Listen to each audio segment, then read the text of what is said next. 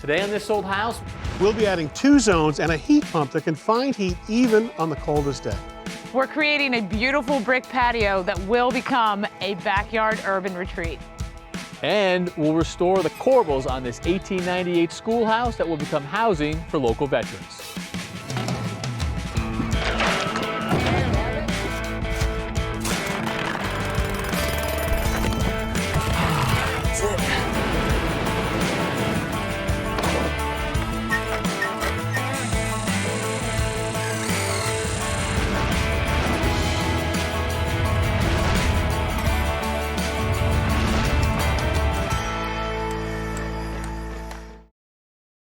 Hey there, I'm Kevin O'Connor, and welcome back to This Old House, where you can see that the progress on our 1890s Victorian continues. The open floor plan is in play, the wall between kitchen and dining room is down, and we've supported it with some new beams up here. You can see that the rough electric and the rough plumbing is in, and that means that we're pretty close to doing insulation on the interior walls. First, we have to get the HVAC in, and the fact that the ductwork is here means Richard is not far behind to help us with that. On the outside, we have new windows, we have new siding, and pretty soon we're going to have ourselves a new front porch. Hey, Deliandro, how are you? Hey, Kevin, I'm doing good. I love the progress I'm seeing inside. Hey, Derek. Hey, Kevin. This Hey, thing's Deliandro. moving along, right? Oh, it's great to see. Yeah, and so I'm looking at this. What do you got, ePay? Yeah, that's EP. Wow, nice choice, although I was not expecting to see it on the ceiling. Yeah, we wanted to echo what we were doing on the floor onto the ceiling, make it feel a little more room-like. We wanted to have that warm glow of the ePay be visible for people walking by, have a great curb appeal, and then have that color that's going to be, it's going to be oiled. It's going to have a little more of a reddish tone. It's going to complement the just slight green to this gray here. Gotcha. It's going to look really nice. And super durable. We use it all the time. Bulletproof. Yeah, exactly. It's fire rated, as good as steel and concrete. So this is what the perfect choice for this application. It looks really great on the outside with a very minimal maintenance. Perfect. I can show you an inspiration image that we found here where we have a floor and the ceiling of this material. I am inspired. That is a great look right there. Yeah. All right, cool. Well, if you've got the design, it looks like you got the material. I could throw it and give you a hand. Yeah, absolutely. Let's get to it. I'll get out of your way, guys. All right, thank you. You guys have pre-cut most of these already? Yeah, we pre-cut most of them to length. Yep. So that is setting right into a clip. Looks like you got all the clips lined up and you're using some of the lines on the tar paper. Yeah, exactly. And so the clips are pretty intuitive. I mean, it's just two-sided. Two-sided. It's about ½ an inch, like between this and the center of this piece to the base. So you guys put the groove in. Yeah, we did. Yeah. Yeah, we use a table saw with a dado blade on it. Gotcha. So the bottom of the clip is going to hit the top of the ceiling, right? The base right there. Exactly. So on the shorter side, it's actually kind of right flush. Yes. But on that thicker side, which is the way we're going, it leaves a little bit there hanging out. And that's going to pull this to the ceiling nice and tight. Exactly. Clever. That's the intention. Pull it up tight to the ceiling, but it's also setting our spacing, right? Yeah, exactly. So, Deliandro, what is your story? What's the background? Well, I originally came from Brazil. So you grew up there. You were born in Brazil? I was born in Brazil, grew up in there. Just before I came to the U.S., I was in college. So I did that for like a couple of years, and then I started partying too much. That's 79.5, Deliandro. All right, thank you, Kevin, I got it. My mom said, oh, why don't you come over here, you know, maybe we can start fresh. And were you speaking English down in Brazil, or were you? No, not really. So you didn't know any English when you got here? No English, so it was really hard for me to move around, do anything, buy groceries. Nice and snug, all right? Yeah. There was this opportunity for painting job. For about 2 months, I worked with this company, with my father-in-law. And this lady came over to us and asked me if I did any residential work. So I told her, yes, we do residential work. And she said, oh, but I got a little more than painting for you to do. We just bought a house, we want to do renovation of that house. So I told that lady that, well, I could take a look at it, I could possibly do the work. She wanted me to look at it, and she said it was okay. I came over, looked at it. So give us some prices, some numbers. I didn't even know how to do that, but I did it. And but that was a very first construction work for us. Oh, that's a good fit right there. There you go. No experience, you just were like, okay, I'll give it a try. I'll give it a try. Obviously, I started like researching, seeing. I had a friend that was a carpenter, like someone that was licensed that could oversee the project and also help us and guide us on what to do in terms of the project. So he was like a good help for us on that. So that's how I started networking and get to know people and see how the process of construction is on that very first job. At the end of the day, the customer was so happy. We had this realtor who came over who helped her buy her home, and this realtor looked at it and see what we have done, and she started referring us for all of her clients. And so since then, we've been working in Newton, Brookline, like West Roxbury area. So towns all in and around the Boston area? Exactly, yeah. Some nice towns, some big houses. Yeah, exactly, yeah. And how long ago was that? It's about 17 years ago. 17. Yeah. And so once you did that job and word started getting out, you just stuck with it? Yeah, exactly. A lot of learning along the way, perseverance. It was not easy, like nothing in life is easy, right? But it was a process. A little bit painful at sometimes, but it's worth it. So when you say your guys, Deliandro, how big is your crew right now? So right now I have 6 guys.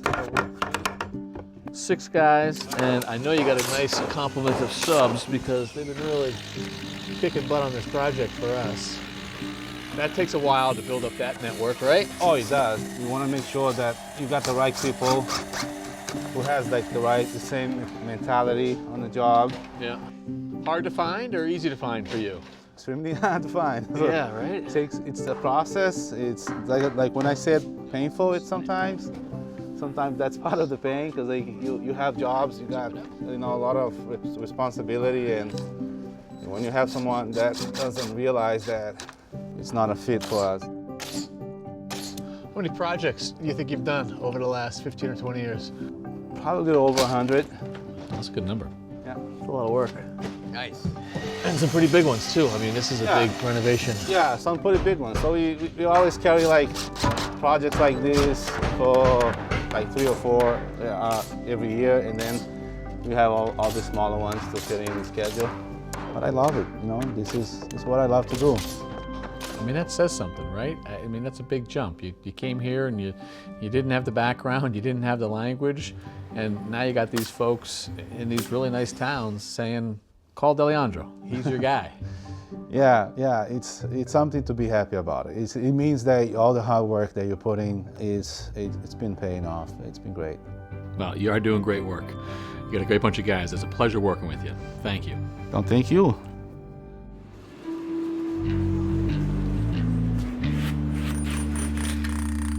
When this house was built in 1894, the heating system would have been pretty basic. The fuel of choice would have been coal. Coal would have come in through the window right here into the basement, and there was no thermostat. The homeowner was the thermostat. They would have taken that coal and shoveled it into a furnace that would have been down in the basement right underneath me here. There's a chimney right there, and that furnace would be on all winter. And it would heat up the floor, and the gentle heat would rise. Now, there was no electricity, so there was no fan, but the air would come out through some registers. Here's one right here, the remnants that's still in play right here. And there would have been a little bit of heat on the first floor, but even less on the second. Up here on the second floor, there would have been a few supply registers. You can see one of the original ones right here. Now, this would have been the coveted bedroom because they had a little bit of heat up here. And so there's another one on the back side here. So now we want to end up with a 2-zone system, one for the top floor and one for the first floor. So there's a place that they found down in the kitchen that allowed the HVAC installers to run this main supply trunk right here. And you see how beautifully they've worked together with Deliandro to make the main supply trunk come and be softened in so it goes away. Here's the individual supply to each room on this floor. So here, another one to here, another one here. You can see it hidden underneath this soffit, above the soffit. They transition beautifully to an oval to make that even smaller to feed the front portion right here. So we're going to end up with one zone on the second floor, one zone on the first floor. Now, in proper ductwork design in new work, we'd love to have a supply to every room and an individual return from every room. But we really didn't have the ability to do that here. So the return air for this system is going to come right down the stairs. So down here in the basement is where our return air works its way back. Hey, Elvis.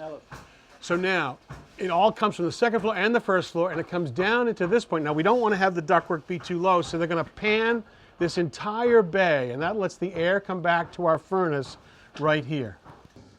Al Vieira and his crew are doing all our HVAC. Great job so far. Thank you.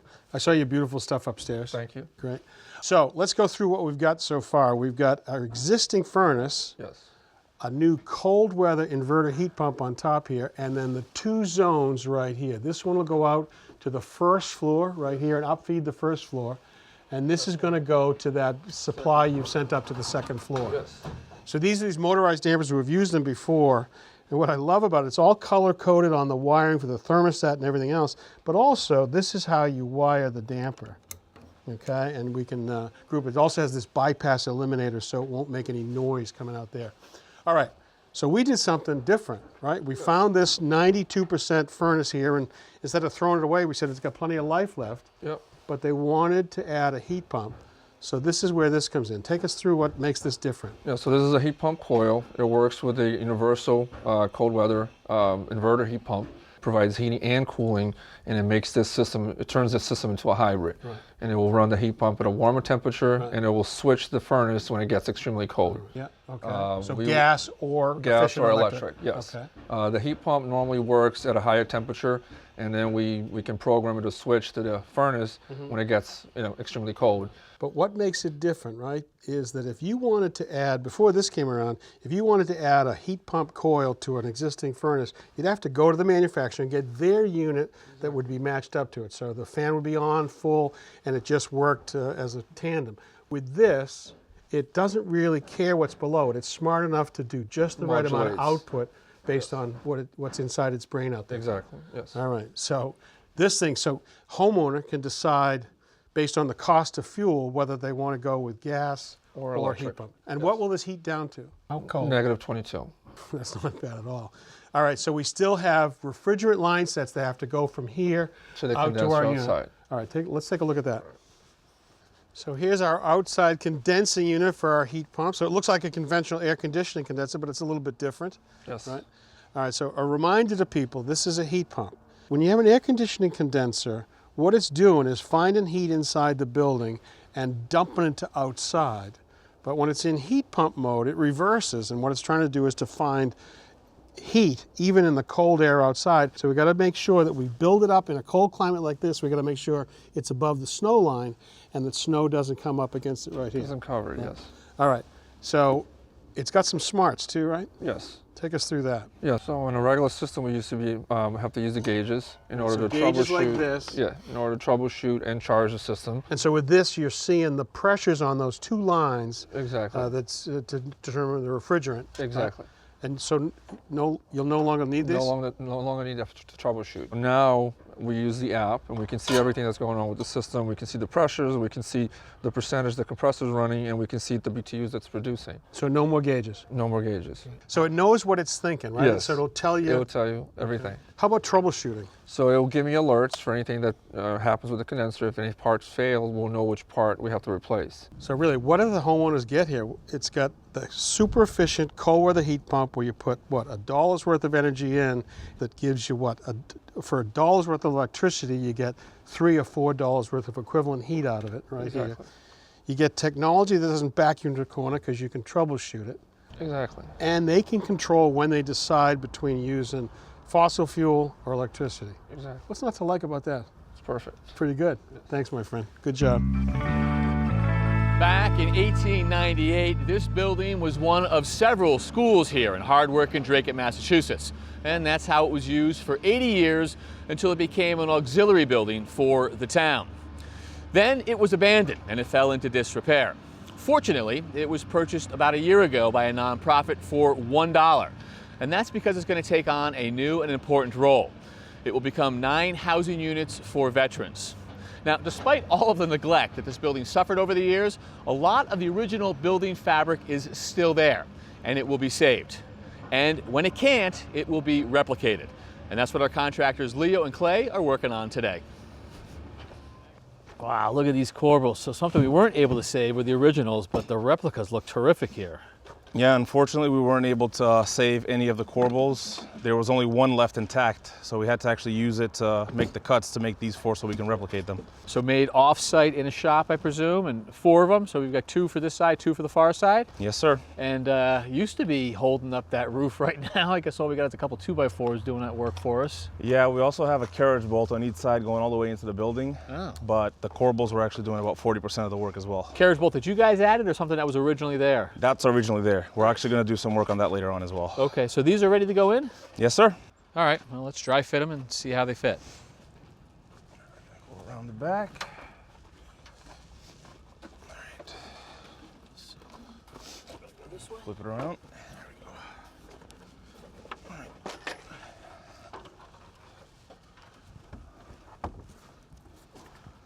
I want to just get that to try to line up for me with where the middle of where those 2 meet. Is that right there? Yep. Because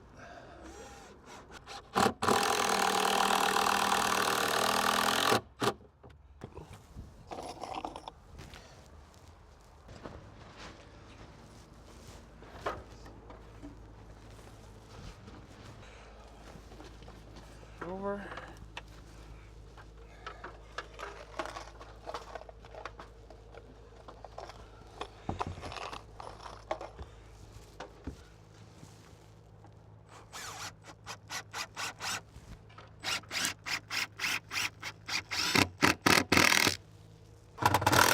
Okay, so that's not going anywhere for now, but that's not finished structural, is it, Leo? No, not at all. So we actually want to get some structural screws into that as well, and we're going to put some construction adhesive, and I still want to do some work in the carriage bolts that are going into the building. Okay, so dry fit for now. Exactly. Good looking dry fit though. Thank you guys. No problem, Kevin.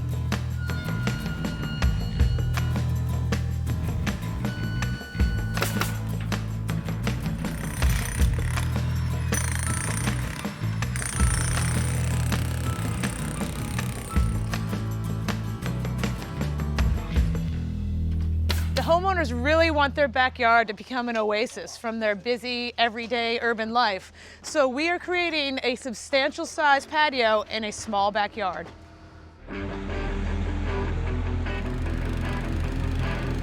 Mark McCullough and the crew have already done the prep work, so we're going to start laying bricks. Okay, Mark, let's take a look at the patterns. All right. Show us the pattern number 1. So pattern number 1 is what we call a basket weave. Right. And all it is 2 bricks going in one direction and then 2 bricks going in the other direction. It's one of the oldest patterns that we've had in Boston, and so it is a little bit old. It's perfect for the right spot, but...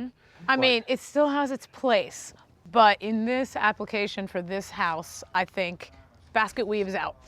So Agreed. let's look at this one. All right. So the herringbone, there's 2 different types, right? Right. So this is a 90 degree, which again is great because it gives you square lines everywhere. Everything butts up to itself. So the 90, you just here to here, right? Yep. And again, it'll the whole just continue pattern just out. follows that. Yep. And so that is parallel with the house. Right. Those first bricks. So that's good. Good. But I think I like this one better. Well, this is a very good choice because number 1, it's very popular, but it gives you a whole different angle, Right. which again, as you're coming out of the house, it only makes you curious to Right. see what is it out pulls here. you into it. So this is at a 45-degree angle. Right. And so essentially the bricks just go in at the 45, right? Exactly. And So- then to add to this, let's talk border. Right. So the border, a typical border, and again, everybody's favorite border is just a brick laid on its flat like this. We call it a sailor course. Okay. Look at it defines the edge, it Right. makes it pop. It's really a frame for Right. the patio. And one of the most important things you don't want to forget is you have to do a layout that is going to bring a full brick into the border. Right. Just like we've done here, but the space in here, all we're going to do is trim some brick up make it red, as they say. Right. That'll close the pattern to the border, and again, get that crisp look. Right, and then the excess, the other side of the brick could flip over on the mirror edge of the other side, so there's really no waste. Exactly. So, and one last thing from a design perspective, I really love how it looks from the house, the focal point. They're gonna look down, this pattern's gonna pop out, and it's just gonna pull you into this urban oasis that we're creating for them. I It's agree. gonna be spectacular. Right. So we're gonna go with the herringbone at a 45-degree angle, and let's start in that corner. Let's get going. All right, Jen, before we get going, what we did was we drove in this post. Yep. We squared up off the house so we know we're square. Right. We always want to double check that. We're square there. And all we want to do, Jen, is take the speed square, Yes. come out of our square, place our brick. Now we've established our 45. Right. And This is so 45. important because this sets the tone for the entire patio. Everything plays off that. Exactly. So if that's at a 45-degree angle, we're going to take our brick that make a 90-degree angle. And keep it on the 45. Just with these 3 brick, Jen, now we are ready to go. All right.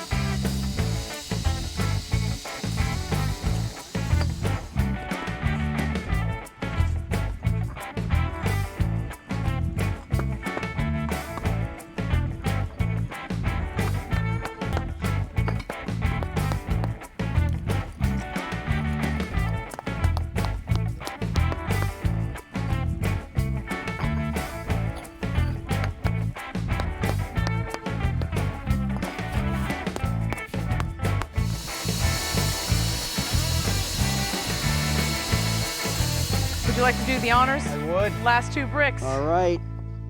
One. Give this one a little love tap. Excellent. I love it. Now check out this space. Look at this design pop. Right. It's an extension of the house. Put your barbecue here, table and chairs over here. I mean, look at the room we have over here, Jen. You can have a party right here. I would call this an urban oasis. All right, I love it. Valuable space on a city lot. Thanks for your help. You got it, Jen. See you soon.